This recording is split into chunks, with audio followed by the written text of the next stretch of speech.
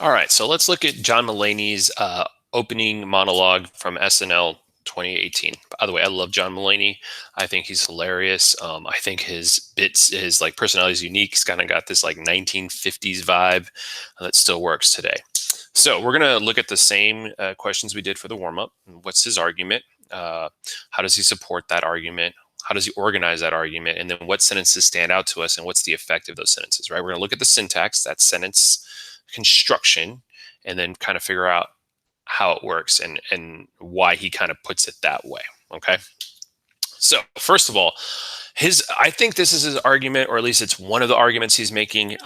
It may not be the absolute argument. I could see some other answers working as well, but and he's not explicit about this. He never overtly or straight up says these words or writes them in his argument. But I think what he's trying to get at is the people in the olden days or the old days and today both spend their time doing absurd things. Doesn't matter if it's the 1800, it doesn't matter if it's 2018 like here or 2020.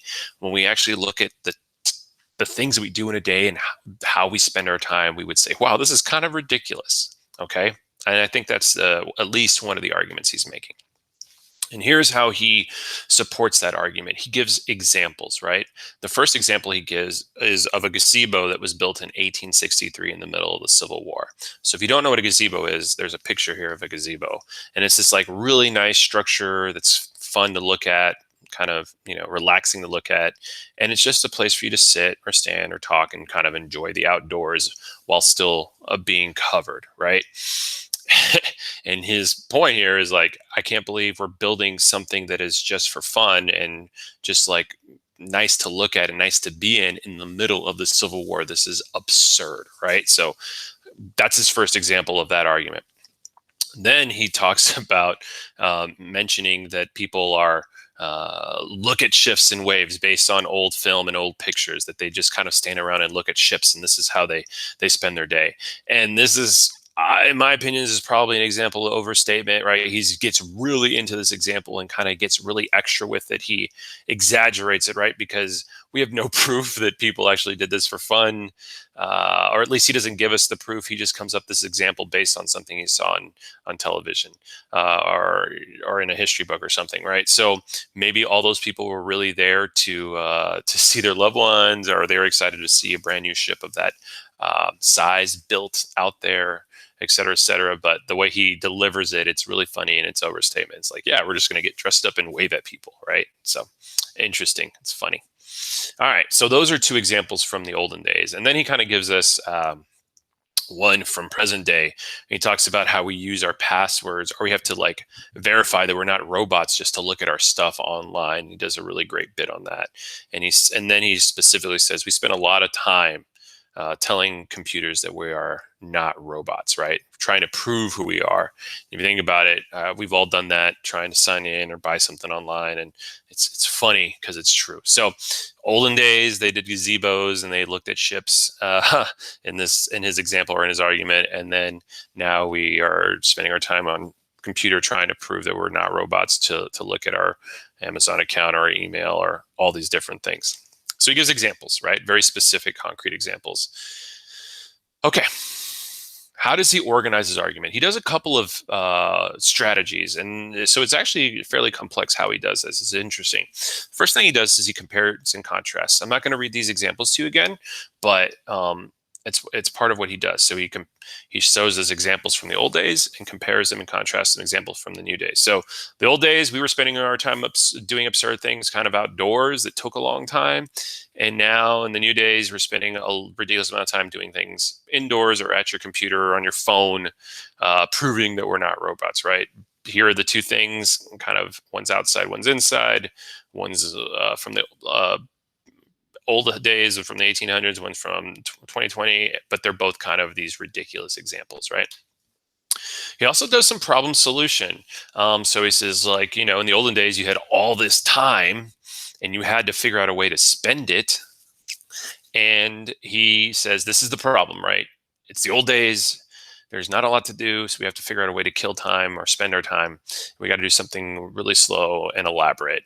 And so the solution to that is to get dressed up, put on a lot of layers of clothes, and then go and watch the ships and pass your time that way. That's the solution to this problem of living in the old days with a lot of time to kill. Okay. The other thing he does is some cause and effect. So we are run by computers. The world is run by computers. The world is run by robots. The effect of that, because we do that, because we've allowed that to happen in our society, right? Then we have to spend this ridiculous amount of time entering our passwords, proving we're not robots, just to access our stuff. So that's kind of how he fully develops his argument. He doesn't just say the world's run by computers and robots and leave it at that, right? He explains how that is and what's the effect of that. Same here.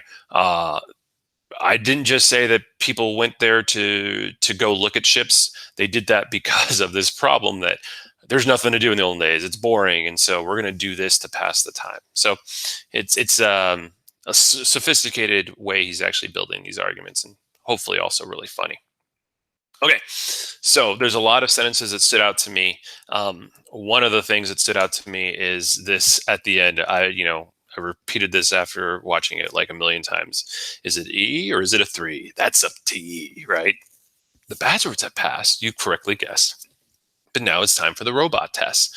So we have a little bit of parallel structure again here, like we did in the warm up, where we kind of repeat is it and is it, and we have similar sized lines or length of sentences, and we also have the question mark here, right? So we have some parallel because these are very similar, almost the same in terms of their structure, right?